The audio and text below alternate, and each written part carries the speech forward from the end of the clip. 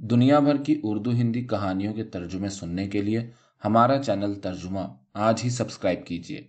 शुक्रिया। Graham green की कहानी मुशाहिदा, तर्जुमा सगीर मलाल। लंदन के उस रेस्तोरां में जहां मैं अक्सर जाया करता था, आज 8 जापानी एक मेज के गिर्द बैठे अंग्रेजी खाने में मशगूल थे।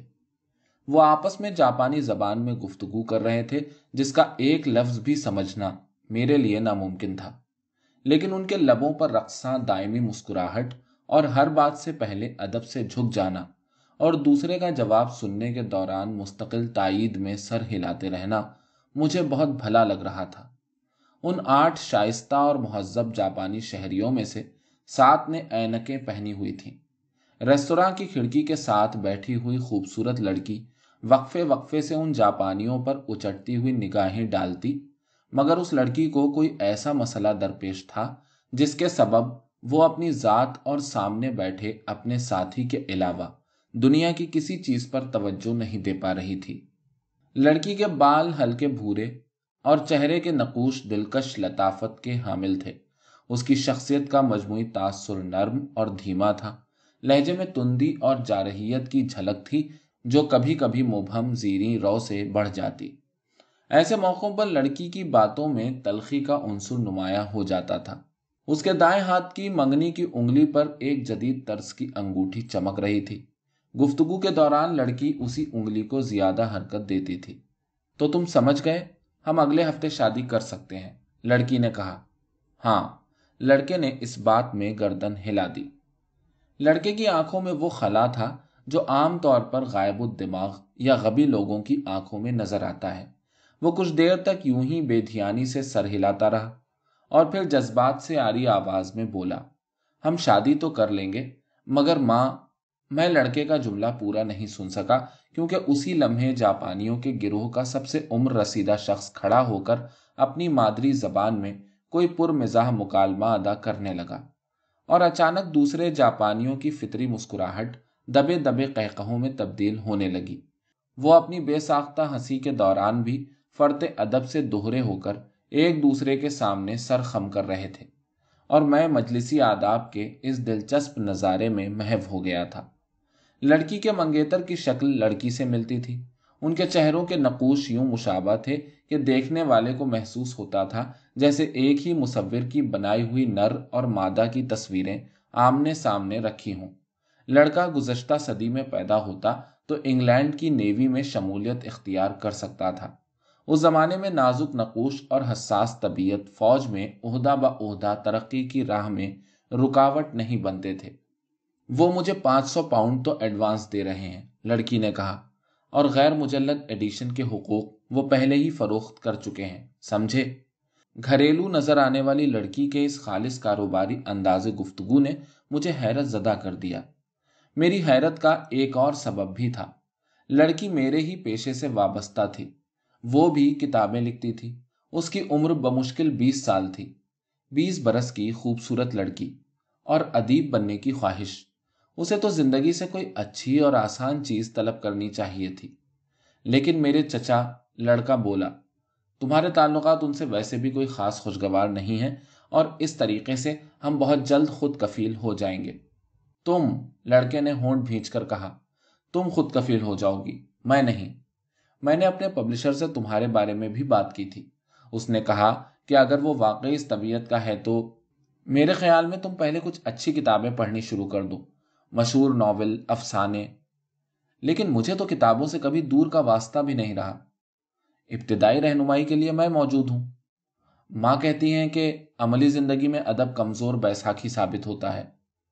500 पाउंड पेशगी और गैर मुजल्लद के हुकूक खासी कमजोर बैसाखी है। लड़की के लहजे में तंज था। लड़का खामोश हो गया। उसकी पेशानी पर गहरी सोच की शिकनें उभर आई थीं। उसके बारे में मेरा ख्याल गलत साबित हो रहा था। वो गुज़िश्ता सदी की नेवी में भी तरक्की का जीना तय नहीं कर सकता था। लड़की ने चंद लम्हों की गुफ्तगू में उसे उसकी जिंदगी के बने बनाए और तयशुदा रास्ते से हटा दिया था और अब वो एक मुकम्मल नए सांचे में ढलने की तैयारी कर रहा था। उस लड़के की जिंदगी में पै दर पै ठोकरें लिखी थीं। तुम्हें मालूम है मिस्टर वाइट ने क्या कहा है? लड़की ने पूछा। मिस्टर वाइट कौन है?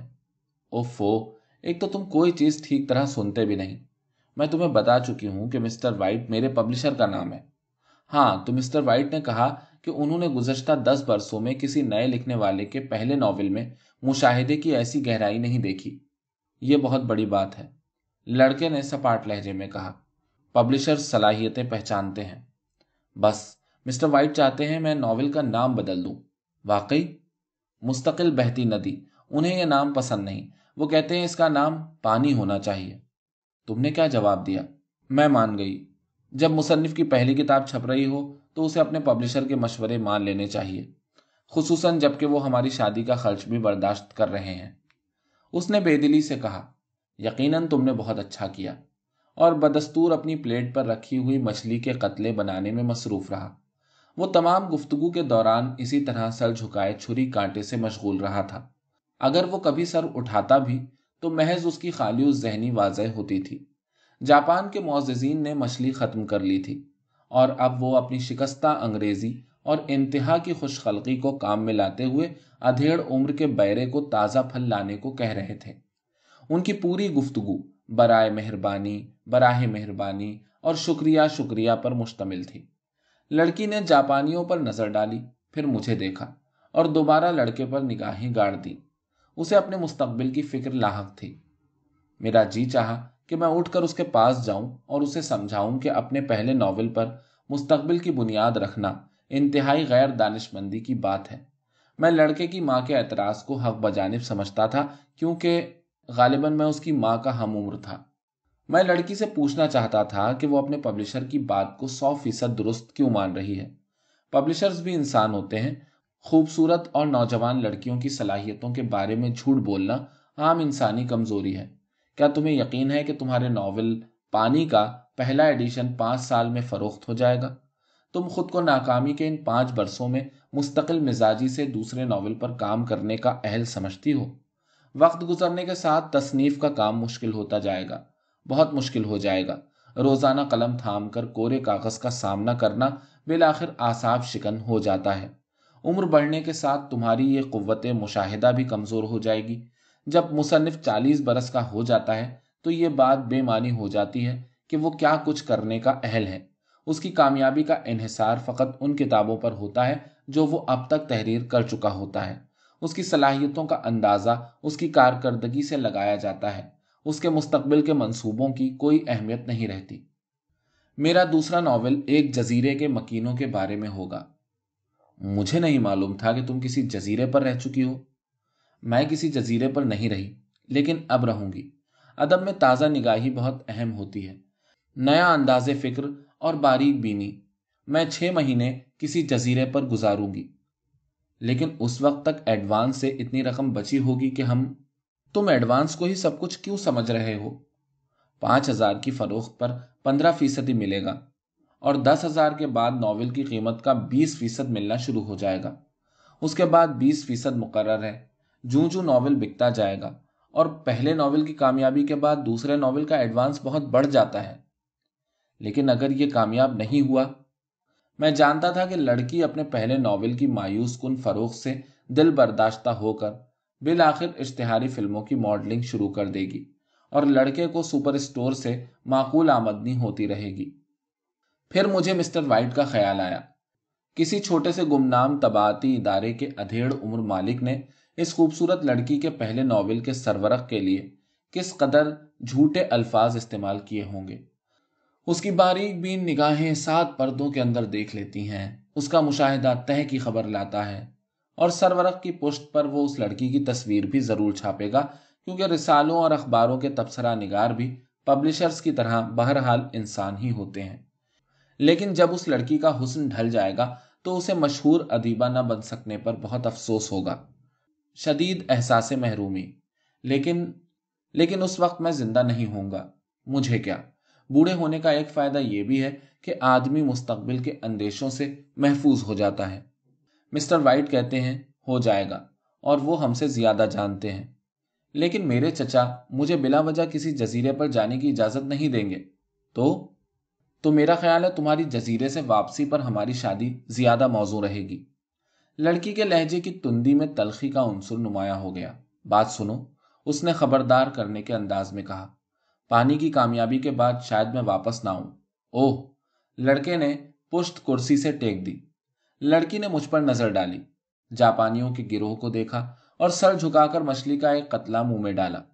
कुछ देर तक खामोश रहने के बाद वो धीमी आवाज में बोली, मैं अपने दूसरे नॉवल का नाम सब्ज हरा रखूंगी।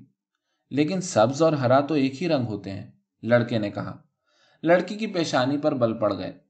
तुम किसी नॉवल निगार से शादी करना ही नहीं चाहते। लेकिन तुम अभी तो नॉवल निगार नहीं बनी हो। मैं पैदाइशी नॉवल निगार हूं। मिस्टर वाइट कहते हैं मेरी कुव्वत मुशाहिदा। हाँ, तुमने बताया है, मगर तुम कहाँ? यहाँ लंदन में भी तो मुशाहिदा कर सकती हो। यहाँ भी कितनी काबिल दीद चीजें हैं। जरूरी है कि जजीरा। लंदन को मैं अपने पहले नॉवल पानी में बयान कर चुकी हूं। मैं बहैसियत नॉवल निगार खुद को दोहराऊंगी नहीं, यह तय है। लड़के ने प्लेट से बिल उठाया, उस पर दर्ज मजमूई रकम पर एक नजर डाली और अपनी जेब से बटुआ निकालने लगा। लड़की ने उसे हाथ के इशारे से मना किया। बिल मैं अदा करूंगी। क्यों? यह मेरी खुशी का दिन है। किस चीज की खुशी? ओफो, पहले नॉवेल की और किस चीज की? तुम अहमक नहीं हो, लेकिन कभी कभी तुम मुझे हैरान जरूर कर देते हो। लड़के ने खामोशी से बिल उसके हवाले कर दिया। उसी लम्हे 8 जापानी भी उठ खड़े हुए थे और एक दूसरे के सामने रुकू की हालत में खड़े होकर बैक वक्त रुखसती के कलमात की अदायगी से एक समा पैदा कर रहे थे। फिर वो कतार बनाकर रवाना हो गए। मैंने सर घुमाया तो देखा कि लड़की और लड़का भी रेस्टोरेंट से जाने की तैयारी कर रहे थे और लड़का कुर्सी की पुष्ट से अपना कोट उठाकर पहन रहा था। मालूम नहीं आज इस रेस्तोरां में इतने जापानी कैसे जमा हो गए, लड़के ने बाहर जाते हुए कहा। जापानी? कौन से जापानी? लड़की के लहजे में हैरत थी। फिर वो एकदम झुंझला गई। बाज औकात मुझे लगता है कि तुम शादी के मौजू पर बात करने से बचने के लिए जानबूझकर ख्याली चीजों को मौजूए गुफ्तगू बनाने की कोशिश करते हो। दरअसल, लड़की की आवाज गुलूगीर हो गई, तुम मुझसे शादी करना ही नहीं चाहते।